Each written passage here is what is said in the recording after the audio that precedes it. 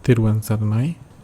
ගෞරවනීය මහා සංඝරත්නයන් සමාව අවසර ශ්‍රද්ධා බුද්ධ සම්පන්න කාරුණික පින්නතුනි, ධම්මසංගණී මාතිකා අධ්‍යයනීය පාඩම් මාලාවට සමගාමීව සිදු කරගෙන යනු ලබන විභංග ප්‍රකරණෙහි පඤ්ඤා පුච්චක අධ්‍යයනීය පාඩම් මාලාවේ තවත් එක් වීඩියෝක ආරම්භය. මෙම පාඩම් මාලාව පිළිබඳව ඒ සිදු කරන ආකාරය පිළිබඳව පසුගිය වීඩියෝ කිහිපයේදීම ආරම්භය අපි සඳහන් කරපු නිසා නැවත එය පැහැදිලි කරන්නට අපි කාලය මිඩංගු කරන්නේ නැහැ. මේ වෙනකොට ඔබ අවබෝධ කරගෙන ඉන්නට ඕනේ මේ පඤ්ඤා පුච්චක අධ්‍යයන පාඩම් මාලාව විභංග ප්‍රකරණයේ අධ්‍යයනය කිරීමේදී අපි අනුගමනය කරන සුත්තන්ත භාජනී අභිධම්ම භාජනී කියන ණය ක්‍රම දෙක හදාරලා ඉන්නතුරුව පඤ්ඤා පුච්චකයේ තිබෙනවා ප්‍රශ්න 266ක්. ඒ 266ම සාකච්ඡා කිරීමේ ක්‍රමවේදයට නොවේ කරගෙන ඉන්නේ. අපි හදාරන ත්‍රිකයට අදාළ වෙන පඤ්ඤා පුච්චකයයි අපි සාකච්ඡා කරන්නේ. අපි විදිහට මේ වෙනකොට කතා කරලා තියෙනවා කන්ද, ආයතන, ධාතු සහ සච්ච කියන විභංග හතර. දැන් අපි කතා කරන්න බලාපොරොත්තු වෙන්නේ ඉන්ද්‍රිය විභංගයේ පස්වෙනි විභංගය. එතකොට මේ ඉන්ද්‍රිය විභංගය ගැන කතා කරනකොට ඉන්ද්‍රිය විභංගය විවිධ පැතිකඩවල් වලින් මෙතනදී අපිට විශේෂ වෙනවා. එකක් තමයි ධම්මසංගණී මාතිකා අධ්‍යයනය කරනකොටත් අපි කිසියම් මාතිකාවක් අධ්‍යයනය කරලා හි මාතිකා පද 3 අර්ථ සහ අභිධේයාර්ථ සාකච්ඡා කරලා ඉන්නතුරු ඒ අභිධේයාර්ථ අපි ස්කන්ධ, ආයතන, ධාතු සහ ආර්ය සත්‍ය වශයෙන් බෙදනවා. එතකොට ඒ ක්‍රියාවලිය සහ මේ කන්ද, ආයතන, ධාතු, සත්‍ය කියන විභංග හතරේ පඤ්ඤා පුච්චකයේදී අපි කරනු ලබන හැදෑරීම අධ්‍යයනය අතර එක්තරා සමීප සම්බන්ධයක් තිබෙනවා. මෙතනදී අපි සාමාන්‍යයෙන් මේ පාඩම් මාලාවල ඒ ආර්ය සත්‍ය වලට බෙදා දැක්වීමෙන් එය අවසන් කරනවා බෙදා දැක්වීම. නමුත් මේ පඤ්ඤා පුච්චක අධ්‍යයනයේදී අපිට එම මාතිකාවන් හීදෙන කුසලාදී ධර්ම කොහොමද මේ ඉන්ද්‍රිය ධර්ම පිළිබඳව සලකනකොට ඉන්ද්‍රිය ධර්ම කොහොමද මේ කුසලාදී ධර්මයන්හි පිදී යන්නේ? නැත්නම් කුසලාදී ධර්ම කොහොමද ඉන්ද්‍රිය ධර්මයන්හි පිදී යන්නේ කියන කාරණය පිළිබඳව අවබෝධයක් ඇති කර ගැනීමට මේ විභාග වෙනවා.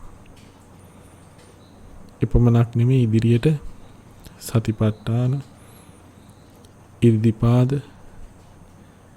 සම්‍යක් ප්‍රධාන, බොජ්ජංග මේ වගේ ධර්ම වලටත් කොහොමද මේ බෙදලා යන්නේ කියලා අපිට කතා කරන්න ඉඩහසර ලැබෙනවා.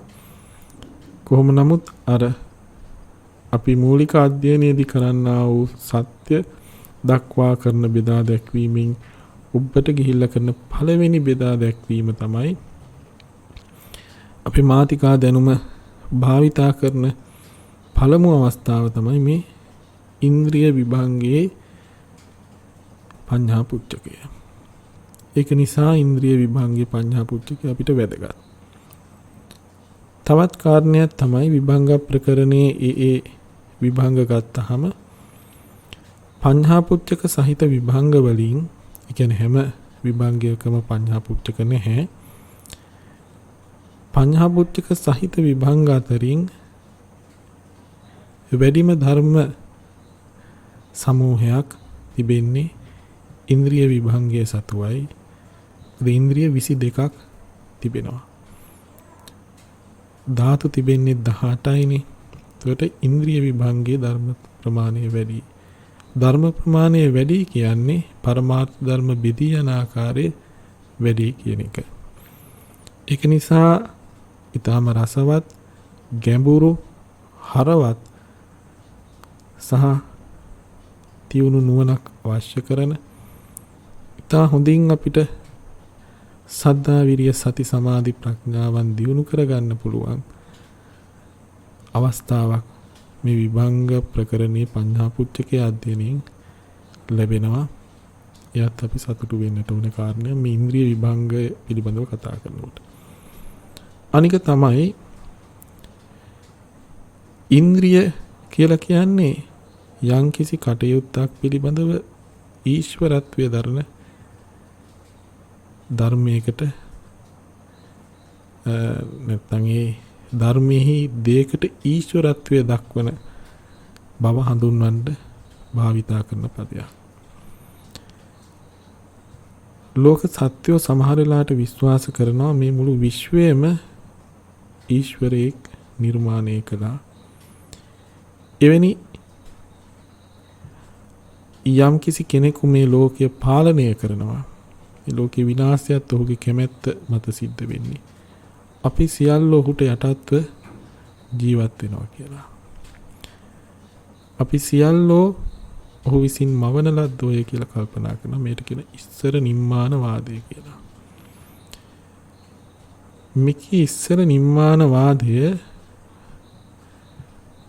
බිඳ හෙලීමට මේ ඉන්ද්‍රිය දෙවිස්ස පිළිබඳව කරන ඉගැන්වීම ඉතාම වැදගත්.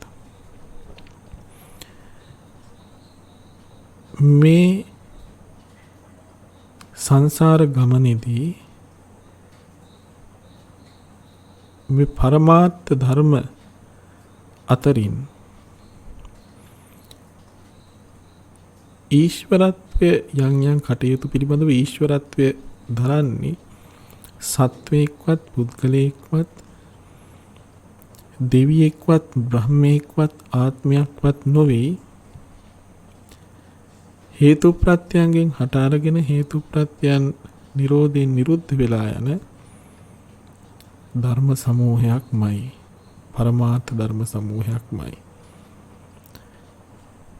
මේ දැනීම මේ සුතමේ ඥානය මේ අධ්‍යයනය තුළින් ඔබ ලබන දැනුම අවබෝධය ඔබ సంతානය තුළ ඇති එනිදා සිටින මේ ඉස්සර නිර්මාණවාදී සංකල්පයන් බිඳහෙලන්නට විශාල පහරක් වෙනවා, බලයක් වෙනවා, උපකාරයක් වෙනවා. එනිසාත් මේ ඉන්ද්‍රිය දෙවිස්ස පිළිබඳව අධ්‍යයනය ඉතා වැදගත්. එහිදී මේ පඤ්ඤා පුච්චකය ඔබට කවර තැනකට වඩා විශාල උපකාරයක් වෙනවා. ඔබේ ඥානය මේ ඉන්ද්‍රිය ධර්ම සියුම්ව බෙදී යන ආකාරය අධ්‍යයනය කිරීම තුළින් උද්දීපනය කරගන්න, අවදි කරගන්න, දියුණු කරගන්න. එනිසාත් මේ ඉන්ද්‍රිය විභංගය කියන්නේ බොහොම රසවත්, හරවත්, ගැඹුරු අධ්‍යයනයක්. ඒ බව මතක තියාගෙන අපි දැන් යමු මේ ඉන්ද්‍රිය විභංගයේ පඤ්ඤා පුච්චකය පිළිබඳව සාකච්ඡා කරන්න. එතකොට මේ ඉන්ද්‍රිය විභංග කියන්නේ පරමාර්ථ ධර්ම අතරින් ඒ කටයුතු පිළිබඳව ඒ දේ පිළිබඳව ඊශ්වරත්වයේ දරන්නා වූ පරමාර්ථ ධර්ම අභිධම්ම භාජනී සහ පඤ්ඤා පුච්චක කියන ණය ක්‍රම දෙකෙන් බෙදා විග්‍රහ කරන්නා වූ දේශනය තමයි ඉන්ද්‍රිය විභංග කියලා හඳුන්වන්නේ. මෙහි සුත්තන්ත භාජනයක් නැහැ. හේතුව තමයි සූත්‍ර පිටකයේ මේ දෙවිසි ඉන්ද්‍රියම එකතැන සඳහන් වෙන අවස්ථාවක් මුණ ගැහෙන්නේ තථාගතයන් වහන්සේ අවස්ථානුකූල මේන් කිහිපය බැගින් අරගෙන තමයි පැහැදිලි කරන්නේ අවස්ථානුකූලව. ඒක නිසා ඉන්ද්‍රිය විභංගේ තියෙන අභිධම්ම වාජනීය සහ පඤ්ඤා පුච්චක කියන ණය ක්‍රම දෙක පමණයි. ඒ අතරින් පඤ්ඤා පුච්චක ණය පිළිබඳව අපි කතා කරනකොට එහි උද්දේශය අපිට මුණ ගැහෙනවා. විභංග ප්‍රකරණය පළවෙනි ග්‍රන්ථයේ බුද්ධ ජයන්ති සංස්කරණේ 224 වෙනි පිටුවේ 332 ඡේදාංකයේ යටතේ. මෙතනදී ඇත්තටම ඉන්ද්‍රිය කියන වචනේ අර්ථය අපි ගැඹුරින් කතා කළ යුතු උවත් මේ පාඩම් මාලාවේ අභිමතාර්ථය ඉන්ද්‍රිය පිළිබඳව ඉන්ද්‍රිය විභංගය අධ්‍යයනය කිරීම නොවන නිසා අපි ඒ පිළිබඳව තරම් ගැඹුරින් සාකච්ඡා කරන්නට මේ අවස්ථාවේදී සූදානමක් නැහැ. නමුත් අපි බලමු මේ උද්දේශයේ දක්වා තිබෙන පමණින් මේ දෙවිසි ඉන්ද්‍රිය පිළිබඳව යම් අවබෝධයක් ඇති කරගන්න පඤ්ඤා පුච්චකේ විසර්ජනයට ගමන් කරන්න කලින් උද්දේශය කියවෙනවා භාවීසත ඉන්ද්‍රියානි ඉන්ද්‍රිය දෙවිස්සකි ඉන්ද්‍රිය 22කි. මොනවද මේ ඉන්ද්‍රිය 22? එක චක්කු ඉන්ද්‍රිය. චක්කු ඉන්ද්‍රිය කියන්නේ චක්කුද්්වාරයේ අධිපතිත්වය දරන්නේ චක්කු ප්‍රසාද රූපය චක්කු ඉන්ද්‍රිය නම් වේ. දැන් දොරටු ගත්තාම අපිට තියෙනවා දොරටු පහක් රූප වශයෙන් ලැබෙන. ආරම්මන ආපාතගත වීමෙන් චිත්ත චෛතසිකයන් පහළ වීමට උපකාර කරන්නා වූ දොරටු තිබෙනවා පහක් අපේ රූපකය තුල. එකී රූප අතරින් මේ චක්කු ප්‍රසාදය කියන රූපය චක්කුද්්වාරයේ අධිපතිත්වය දරනවා. මේ චක්කු ප්‍රසාද රූපය නොපිහිටියොත් අපිට කිසිම රූපයක් දකින්න බෑ. රූප දකින්නට, රූප හඳුනා ගන්නට, රූපය පිළිබඳව අරමුණු කොට පහළ වෙන ආවජ්ජන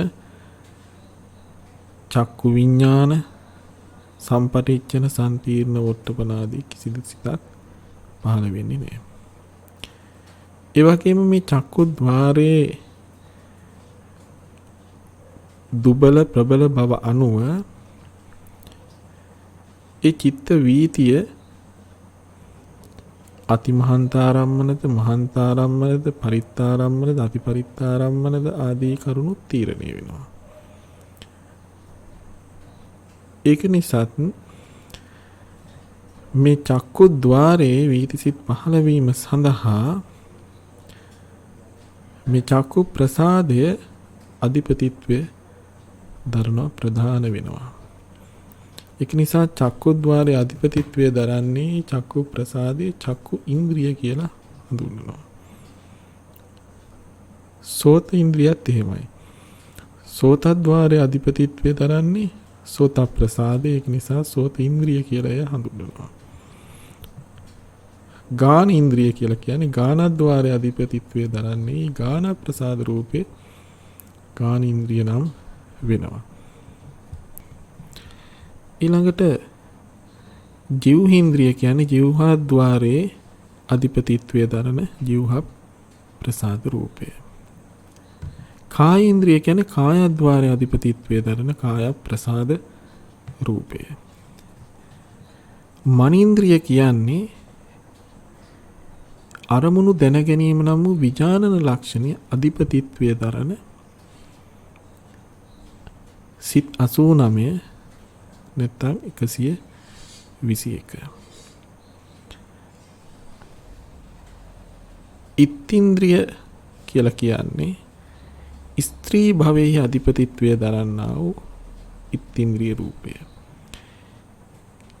යම් సంతානයක් ස්ත්‍රීත්වය ගන්නවන්නේ අන් කවරක්වත් නෙමෙයි ඉත්ත්‍ින්ද්‍රිය රූපය. ඒ කාර්යයේ අධිපතිත්වය දරන්නේ ඉත්ත්‍ින්ද්‍රිය රූපය. නැත්නම් ඉත්ති භාව රූපය.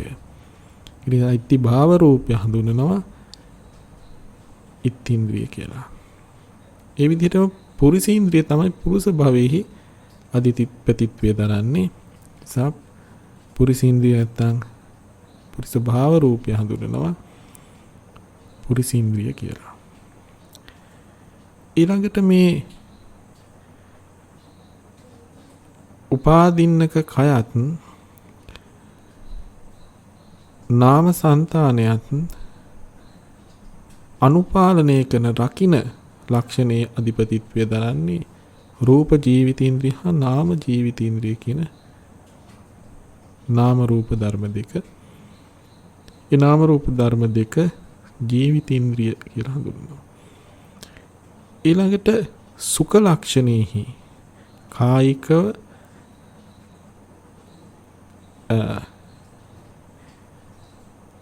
ඉෂ්ඨ ආරම්මණයෙහි ආරම්මණය රසය විඳීම් ලක්ෂණෙහි අධිපතිත්වය දරන්නේ සුඛ සහගත කාය විඥානයේ සුඛ වේදනාව. ඒ හඳුන්වන සුඛීන්ද්‍රිය කියලා. ඊළඟට දුක්ඛීන්ද්‍රිය කියලා කියන්නේ අර වගේම දුක්ඛ ලක්ෂණෙහි අධිපතිත්වය දරන දුක්ඛ සහගත කාය විඥානය හා සම්පයුක්ත දුක්ඛ වේදනාව. ඒ වගේම සෝමනස් ඉන්ද්‍රිය කියලා කියන්නේ 12 වෙනි ඉන්ද්‍රිය. සෝමනස් ඉන්ද්‍රිය කියන්නේ සෝමනස්ස ලක්ෂණෙහි අධිපතිත්වය දරන සෝමනස්ස සහගත සිත් 62 හා සම්පයුක්ත සෝමනස්ස වේදනාව තමයි සෝමනස්ස ඉන්ද්‍රිය කියලා හඳුන්වන්නේ. එතකොට ඒ සිත් 62 පිළිබඳව අපි සාකච්ඡා කරනකොට සෝමනස්ස සාගත ලෝභ මූල සිත් 4 සෝමනස්ස සම්තිරණ හා මම හිතන්නේ මේක අපිට පෙනෙන එකක් නේ. ඒ නිසා මම මෙහි අදෝ ලිපියට යන්නම්. සෝමනස්ස සාගත සිත් 62 වෙන්නේ සෝමනස්ස සහගත ලෝභ මූල සිත් 4 සෝමනස්ස සහගත සම්තිරණය හා සිත උපාදේ කියන හේතුක සිත් දෙකක් තියෙනවා එතන. 4යි 2යි 6යි. ඊළඟට සෝමනස්ස සහගත කාම සෝබන සිත් තියෙනවා 12ක්. මහා කුසල විපාක ක්‍රියාවල තියෙනවා සෝමනස්ස සිත් 4 බැගින් 3ක් ඒකට 12යි. ඊළඟට තිබෙනවා සුඛ සහගත ධාන සිත් තියෙනවා 44ක්. රූපාවචර රූපාවචර වල තියෙනවා පඨම ධාන කුසල විපාක ක්‍රියා සිත් 3යි. ලෝකෝත්තර වලින් පඨම ဒုတိ ය තතිය චතුත්ථ කියන ධාන අරගත්තාම එකී ධාන වලින් ලැබෙන මාර්ග සිත් සහ ඵල සිත් ගත්තාම එතන තිබෙනවා 32ක්. ඒ 32ත් ඒ 32ත් කලින් සඳහන් කරපු රූපාවචර පඨම ဒုတိ ය තතිය චතුත්ථ කියන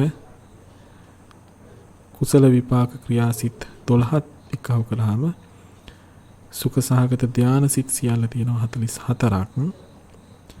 මේවා සකස් වෙන ආකාරය පිළිබඳව අපි ධම්ම සංගණී මාතිකා අධ්‍යයනයේ පිළිබඳව අපි මුලින්ම දැනගත යුතු කරුණු මොනවද කියලා සාකච්ඡා කරමු. පළවෙනි පාඩමේදී කතා කරලා තිබෙනවා. ඔබට මේ වීඩියෝ නරඹලා ඒ ගැන අවබෝධයක් ඇති කරගන්න පුළුවන්. එහෙම නැත්නම් මේ සටහන බලලා ඔබට අවබෝධයක් ඇති කරගන්න පුළුවන්. ඒ කියන සිත් 44ත් එක්ක වුණාම සිත් සියල්ල 62ක් තියෙනවා සෝමනස්ස සහගත. එතකොට මෙන්න මේ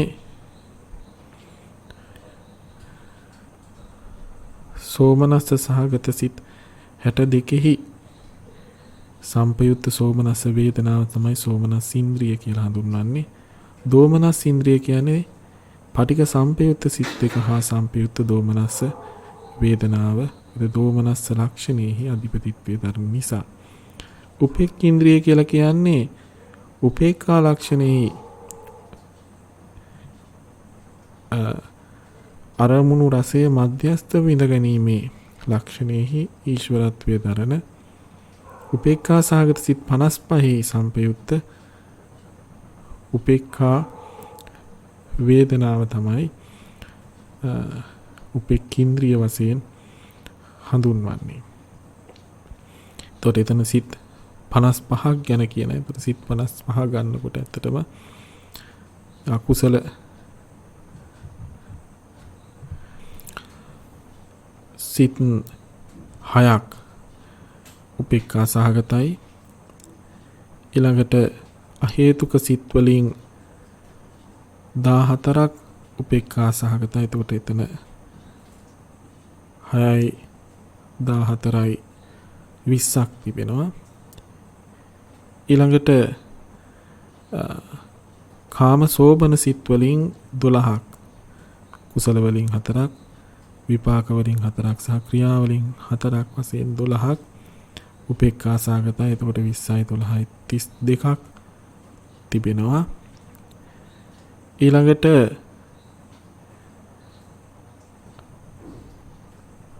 පංචම ධාන සිත් ගත්තහම 23ක් තිබෙනවා සියල්ල. ඒ තමයි රූපාවචර පංචම ධාන තියෙනවා. පඨම ද්විතීය තතිය සමාන පංචම ධාන කුසල විපාක සහ ක්‍රියා කියන සිත් තුන රූපාවචර වලින් උපේක්ඛා සහගතයි. ඊළඟට අරූපාවචර සිත් 12ම උපේක්ඛා සහගතයි. ඒතකොට 12යි 3යි 15ක් තියෙනවා එතන. ඊළඟට ලෝකෝත්තර සිත් ගත්තාම පංචම ධානයෙන් සෝතාපන්න සකදාගාමි අනාගාමි අරිහත් කියන මාර්ග 4ත් ඵල 4ත් කියන 8ක් තිබෙනවා. 8යි 15යි 23ක් තිබෙනවා. එතකොට මේ 23 අපි එක්කව කරාම කලින් සඳහන් කරපු සිත් 32ට සියල්ල 55ක් ලැබෙනවා උපේක්ඛා සහගත සිත්. මෙන්න මේ 55 යෙදෙන උපේක්ඛා වේදනාව උපේක්ඛින්ද්‍රිය නම් වෙනවා. ඊළඟට සද්දින්ද්‍රිය ගැන කතා කරනකොට අදිමොක්ඛ ලක්ෂණෙහි අධිපතිත්වයේ දරන්නේ 59ක් වූ සිත් හා සම්පයුක්ත සද්ධාව සද්දින්ද්‍රිය නම් වෙනවා. මොකද සද්ධාව තමයි සද්දින්ද්‍රිය බවට පත් වෙන්නේ. ඒක පහසුවෙන් ඔබට මතක තබා ගන්න පුළුවන්. ඒ තමයි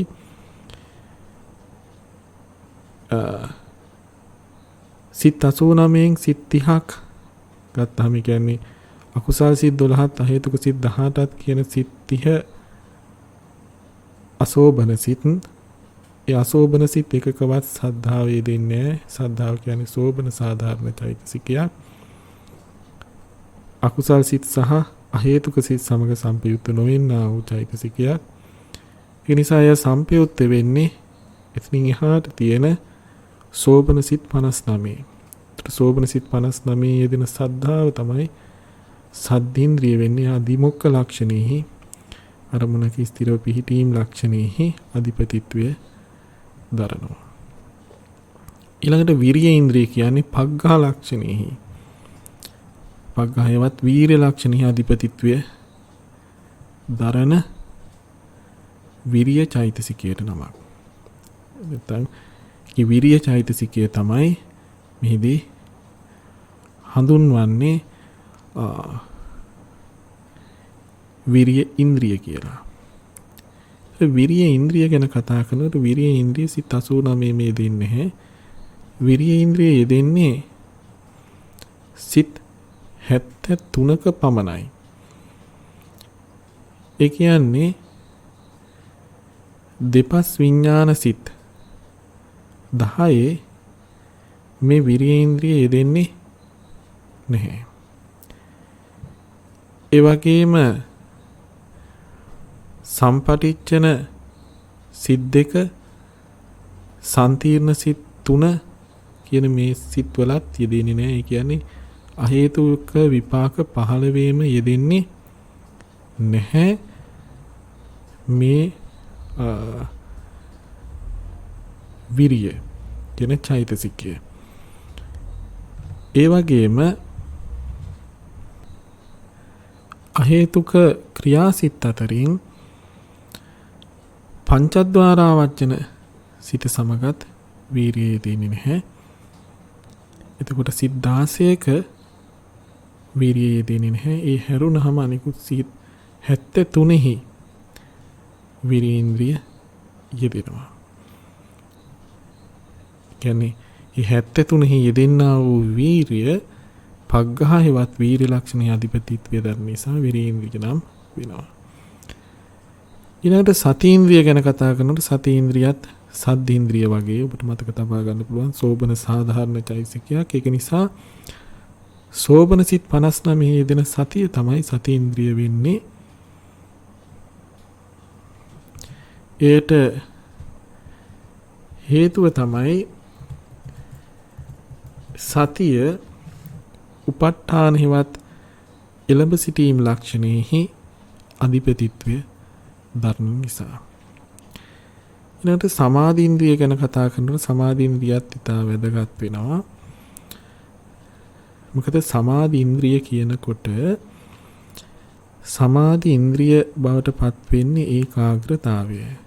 ඉතින් මේ ඒකාග්‍රතාවය සමාධි ඉන්ද්‍රිය වන නිසා තම පරමාර්ථ ධර්ම වශයෙන් ඇත්තටම ඒකාග්‍රතාවයේ ස්වરૂපයක් තමයි සමාධි ඉන්ද්‍රිය වෙන්නේ. ඒක නිසා කෙනෙක් වැරදියට හිතන්න පුළුවන් ඒකාග්‍රතාවය කියන්නේ සබ්බචිත්ත සාධාරණ චෛතසිකයක්. එහෙමනම් සිත් 89 හිම ඒකාග්‍රතාවයේ යෙදෙන බැවින් සිත් 89 හිම ඒකාග්‍රතාවය අවික්ෂේප ලක්ෂණෙහි අධිපතිත්වය දරමින් සද්දීන්ද්‍රිය හැටියට ක්‍රියාත්මක වෙනවා කියලා. නමුත් එහෙම වෙන්නේ නැහැ. ඒක නිසා අපිට ධම්මසංගණී ප්‍රකරණී චිත්තෝත්පාද කාණ්ඩයේ කරනු ලබන ඉගැන්වීම හිදී උපකාර කරගන්න වෙනවා. සද්දීන්ද්‍රිය යෙදෙන්නා වූ සිත් සහ සද්දීන්ද්‍රිය නොයෙදෙන්නා වූ සිත් මොනවද කියන කාරණේ පිළිබඳව අවබෝධයක් ඇති කරගන්න. එතකොට සද්දීන්ද්‍රිය නෙමෙයි සමාධීන්ද්‍රිය. සමාධීන්ද්‍රිය ගැන කතා කරනකොට පළවෙනියට ගත්තොත් අකුසල් සිත් 12. මේ අකුසල් සිත් 12 අපි බලමු පෙළේ සඳහන් වෙන හැටි. මේ අකුසල් සිත් 12 අතරින් පළවෙනි අකුසල් සිත ගත්තාම සෝමනස්ස සහගත දිට්ඨිගත සම්පයුක්ත අසංකාරික ලෝභ සිත.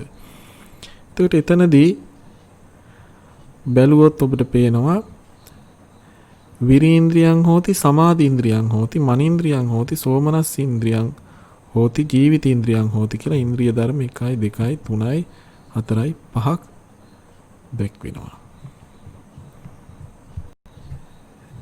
නමුත්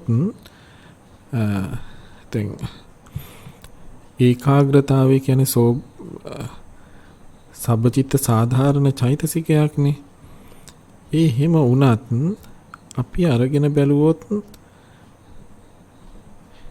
විචිකිච්ඡා සහගත සිත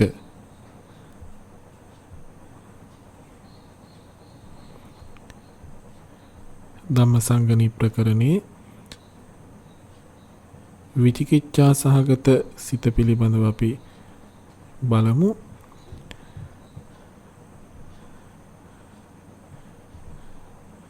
මෙන්න මෙතනදී 423 වන ඡේදයේ සඳහන් වෙන විචිකිච්ඡා සහගත සිත. එතනදී බලන්න හොඳින් අධ්‍යයනය කරලා ඉන්ද්‍රිය ධර්ම මේ සිත සමග පහළ වෙන්නා වූ ඉන්ද්‍රිය ධර්ම පිළිබඳව කතා කරද්දී විරීන්ද්‍රියං හෝති මනින්ද්‍රියං හෝති උපේක්ඛින්ද්‍රියං හෝති ජීවිතේන්ද්‍රියං හෝති කියලා ඉන්ද්‍රිය 4ක් විතරයි පෙන්වන්නේ. නමුත් චිත්තස්ස ඒකාග්‍රතා හෝති. චිත්ත ඒකාග්‍රතාවය තිබෙනවා. චිත්ත ඒකාග්‍රතාවය තිබුණට එම ඒකාග්‍රතාවය ඉන්ද්‍රිය මට්ටමට පත් වෙන්නේ නැහැ. මේ සිතේ ආධිපත්‍යයක් උහුලන්නේ නැහැ ඒකාග්‍රතා ලක්ෂණෙහි. හේතුව තමයි විචිකිච්ඡාව සැලෙන සුළුයි. අරමුණෙහි එහිමදෝ මෙහිමදෝ කියලා සැලෙන ස්වභාවයක් තියෙන්නේ විචිකිච්ඡාව කියන චෛතසිකයට. විචිකිච්ඡාව සම්පයුත් වුණු කල්හි ඒ සිතේ තිබෙනා වූ ඒකාග්‍රතාවයත් ඉතා දුර්වල මට්ටමකට ඇද වැටෙනවා. ඉතින් ඒ කොච්චර දුර්වල මට්ටමකට ඇද වැටෙනවද කියනවා උද්ධච්ච සහගත සිතටත් වැඩිය එහි ඒකාග්‍රතාවයේ දුර්වල මට්ටමකට ඇද වැටලා තිබෙනවා. මොකද උද්ධච්ච සහගත සිත අපි ඊළඟට බලමු. උද්ධච්ච සහගත සිතේ සමාධි ඉන්ද්‍රිය යෙදෙන බව සඳහන් වෙනවා. දැන් මෙතන බැලුවොත් ඔබට පෙයි මේ තියෙන උද්ධච්ච සහගත සිත යස්මින් සමේ අකුසලං චිත්තං උප්පන්නං හෝති උපේක්ඛා සහගතං උද්ධච්ච සම්පයුත්තං රූපාරම්මණං වාදී වශයෙන් එතනදී චිත්ත ඒකාග්‍රතාවය තියෙනවා. විරීන්ද්‍රියං හෝති සමාධීන්ද්‍රියං හෝති මනීන්ද්‍රියං හෝති උපේක්ඛීන්ද්‍රියං හෝති ජීවිතීන්ද්‍රියං හෝති. 1 2 3 4 5ක් තියෙනවා ඉන්ද්‍රිය ධර්ම. එකක් සමාධීන්ද්‍රිය. අනේ යම්කිසි ධර්මයක් ඉන්ද්‍රිය මට්ටමට පැමිණෙනවා නම් ඉන්ද්‍රිය විය හැකි ධර්මයක් ඒ දක්වනවා. එම සිතේ චිත්තෝත්පාද ධර්ම දක්වනවල ධම්මොද්දේශ වාරේ ඔබට ඒ අධ්‍යයනය කරලා දැනගන්න පුළුවන් මේ ඉන්ද්‍රිය ධර්මයේ සිතත් සමග පහළ වෙනවද නැද්ද කියන කාරණය. දැන් විචිකිච්ඡා සහගත සිතේ චිත්තස්ස ඒකාග්‍රතා කියන කාරණය ගත්තාම මේ තියෙන්නේ විචිකිච්ඡා සහගත සිතනේ. එතකොට මේ විචිකිච්ඡා සහගත සිතේ නිද්දේශය මේ තියෙන්නේ. එතකොට නිද්දේශෙදී යා තස්මින් සමේ චිත්තස්ස තිති කියලා දක්වලා එතනින් එහාට දක්වන්නේ පේයාලං අයන් තස්මින් සමේ චිත්තස්ස ඒකාග්‍රතා හොති කියලා දක්වනවා. අට කතාවේ නම් සඳහන් කරන්නේ මෙහි සම්තිති අවට්ඨිති ආදී වශයෙන් දක්වන අන්තිමට සමාධි ඉන්ද්‍රියන් ආදී වශයෙන් දැක්කම මේ ඉන්ද්‍රිය తත්වය මේ සිතෙහි යෙදෙන්නේ නැහැ කියලා. ධම්මුද්දේශයෙන් පැහැදිලි වෙනවා උද්දේශල නැහැ. උද්දේශයේදී මෙම සිත සමග සද්දේන්ද්‍රිය යෙදෙන බව. එහෙනම් අකුසල් සිත් 12න් විචිකිච්ඡා සහගත සිතෙහි සද්දේන්ද්‍රිය යෙදෙන්නේ නැහැ. එහෙනම් සිත 89ම ඒකාග්‍රතාවයේ තිබුණත් සිත 89ම සද්දේන්ද්‍රිය යෙදෙන්නේ නැහැ. හැබැයි එපමණක් නෙමෙයි. තවත් සිත් තිබෙනවා. උදාහරණයක් හැටියට ගත්තාම උදාහරණයක් නෙමෙයි අතරම අපි මේ අරන්ට ඕනේ. නමුත් මේ උදාහරණය වශයෙන් පමණක් මම දක්වන්නම්. ඒ තමයි අභ්‍යාගත සිත් ගත්තහම යතරින් කුසල විපාක චක්කු විඥානය දක්වනකොට එතනත් ඔබට දැක් ගන්න පුළුවන් චිත්තස් ඒකාග්‍රතාව හොති චිත්ත ඒකාග්‍රතාවයේ තිබෙනවා. හැබැයි ඉන්ද්‍රිය ධර්ම වලදී මනින්ද්‍රියං හොති උපේක්ඛින්ද්‍රියං හොති ජීවිතින්ද්‍රියං හොති. එතනදිත් පෙන්වන්නේ නැහැ සද්දින්ද්‍රිය. මොකද මේ දුර්වල සිතක් වුණු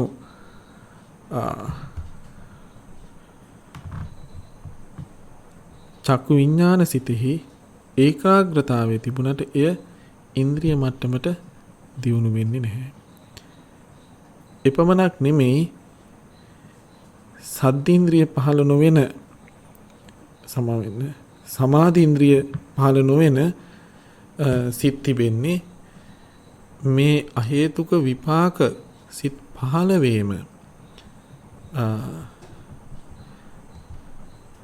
සමාධීන්ද්‍රිය යෙදෙන්නේ නැහැ.